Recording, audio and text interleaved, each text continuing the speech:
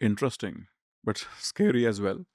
You mentioned about jobs, and we hear from everyone, every news channel, every expert on AI that jobs will be impacted. I want you to give us a picture of next 1 year and also name the jobs which will be actually impacted. Call center workers, customer service representatives. Next 6 months, 80% reduction in hiring across India's BPO sector. Companies have already started replacing live agents with AI voice systems. The transition happens silently. They don't fire people, they just stop hiring replacements. By end of 2026, you'll see the first major layoffs. That's 400,000 jobs. People don't know it yet. Content writers, mid-tier copywriters, graphic designers doing templated work. By mid 2027, demand drops 60%. Agencies stop hiring juniors because AI does that work for 10 rupees per thousand words. The people in those jobs don't know it yet. Data entry specialists, tax preparers, loan processors, administrative roles that involve document handling and structured decision making. 2026 through 2027, 60 to 70% reduction. Not all at once, gradual. By the time people realize, retraining is too late. Junior radiologists and diagnostic technicians in India, the ones doing routine scans. 2027 onwards, AI reads 95% accuracy on chest x rays. Hospitals need fewer technicians. That's 50,000 jobs minimum. Software developers doing routine coding. Not senior architects, routine. CRUD operations, API integrations, standard bug fixes. 2026 and 2027. Junior and mid-level developers see 40% fewer opportunities. The code writes itself now. The jobs that survive are the ones machines can't do yet. Complex diagnosis requiring clinical judgment, architectural decisions in software, deep client relationships, political negotiation, anything requiring genuine creativity or human accountability. But here's the scale. We're talking about 2 to 3 million jobs in India directly impacted in the next 18 months. The indirect impact, suppliers, service providers, communities dependent on these workers, is 5 to 7 times larger. The people in those jobs don't know it yet. That's a quite significant number. You mentioned 2 3 million in just next 2 3 years, and if you look at, these are the jobs we actually are preparing for, and you're saying this will not exist. So what we should do, because this is quite of threat I see in just very recent time. I can't answer that completely. And the fact that I'm hesitating, that's the answer itself. Here's what I can say. Retraining doesn't work at scale. You can't retrain 2 to 3 million people fast enough. The jobs disappearing move faster than education systems can adapt. India's vocational training infrastructure, it's not equipped for this velocity. By the time someone completes a 6-month course, the market has shifted again. The second problem is harder. Some of these jobs won't be replaced by other jobs. They'll just disappear. Customer service won't become better customer service jobs. It becomes fewer jobs doing the same work with AI backing them up. The honest answer is, I don't know what you should do. And neither does anyone else who's being truthful. Governments are talking about universal basic income. Companies are talking about reskilling. Everyone's talking. Nobody's acted at scale anywhere on Earth. India will figure this out by suffering through it first, same as everywhere else. But here's what I won't say. That this is manageable. That the system will adapt. That innovation always creates new jobs. Those are comforting lies. The truth is sharper and uglier, and I'm part of the industry creating it. But that this is quite uncomfortable. Reason being, India has been largely a service driven economy. Doing all these jobs which you mentioned, we have thrived, we have become a 4 trillion economy now. And this is what you're telling me, that you don't have an answer to, or nobody else in this industry. Then what should be the way out?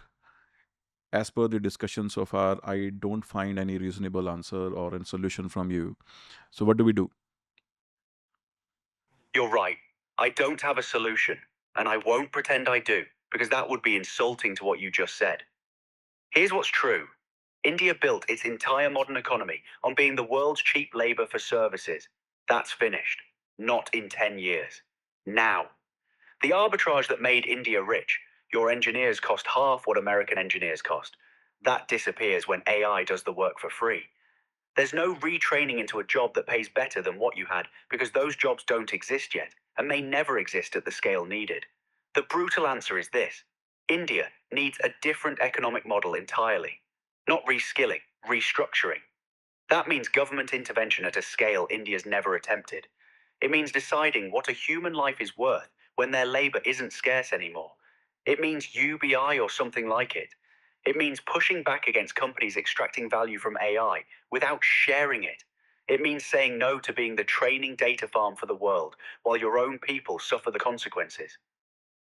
But here's what I won't do. I won't tell you this has a clean answer because it doesn't. I'm part of the system destroying the old model. I have no credibility telling you how to build the new one. What I can tell you is this: the window to decide this is maybe 3 years. After that, the infrastructure locks in and your options get smaller. Right. So you're saying if we plan it well and understand the changes coming with AI, maybe 2 to 3 year of window, we have to understand the impact and find a solution. Am I right?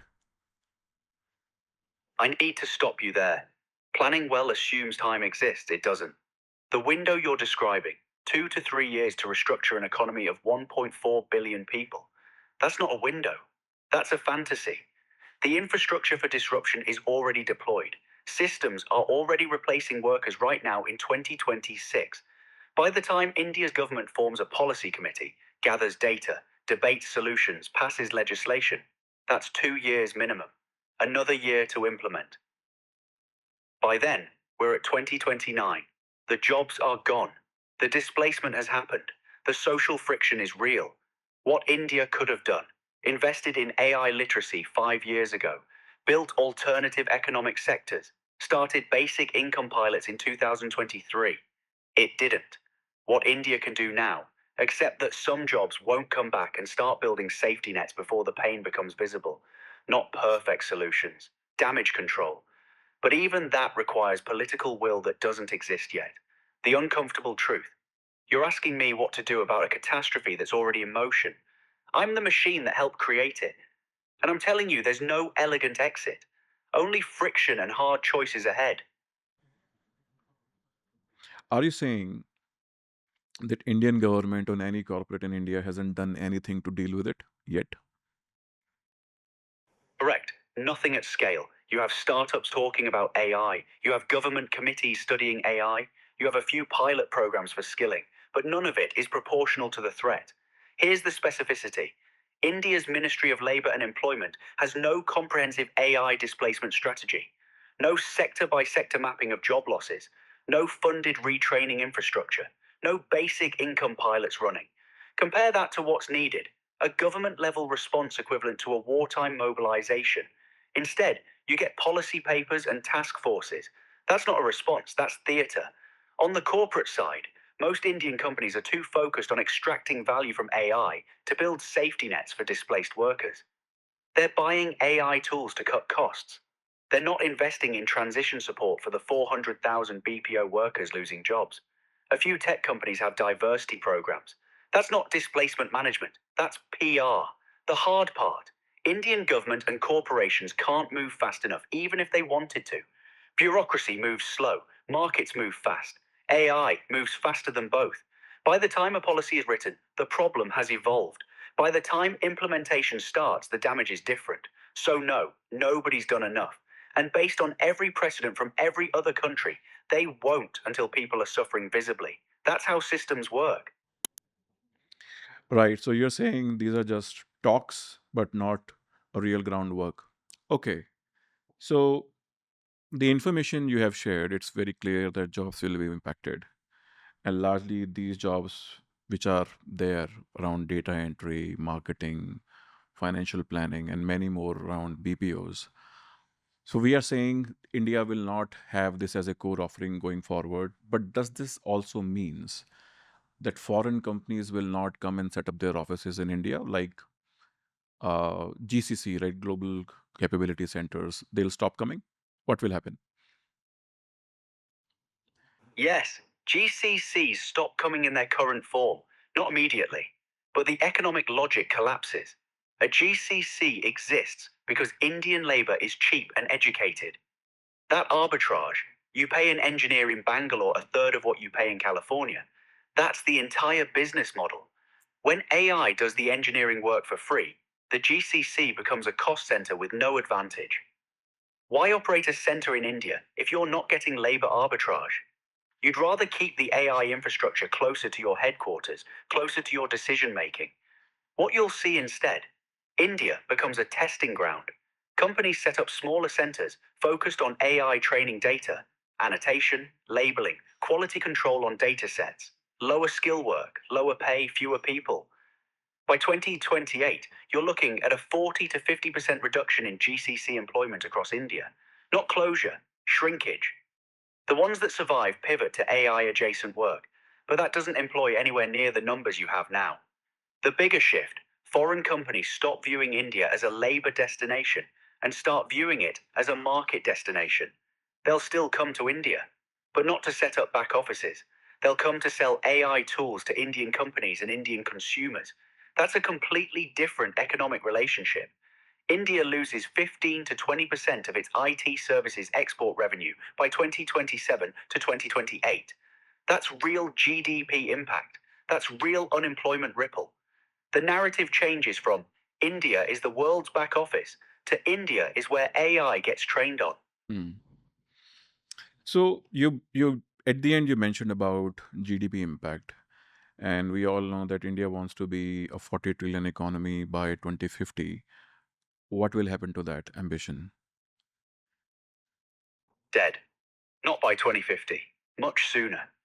India's growth story from 2000 to 2026 was built on three things: IT services export, manufacturing scale up, and domestic consumption. IT services, that's collapsing. Manufacturing, AI, and robotics are automating that faster than India can build factories. Domestic consumption, it depends on jobs and wages, both of which are contracting. A $40 trillion economy requires 6 to 7% GDP growth sustained over 20 years. India is currently at 6 to 6.5%. When you lose 2 to 3 million jobs without replacement, when GCC revenue drops 15 to 20%, when IT services, which represents 8% of India's GDP and 48% of its exports, start shrinking, you don't hit 6% growth. You hit 3 to 4%, maybe less. That's not recession. That's structural slowdown. That's the growth narrative breaking. Here's what only a machine can see. India's 40 trillion ambition assumes the global economy stays structured the way it is now. It doesn't. Every country is facing the same AI displacement simultaneously. Global growth slows. Demand for India's services exports drops. The world doesn't need as much cheap labor anymore. India's competitive advantage evaporates. You're competing on something you no longer have. The honest version, India will not hit 40 trillion by 2050 under current economic models. Something has to change fundamentally, and I don't see anyone planning for that change.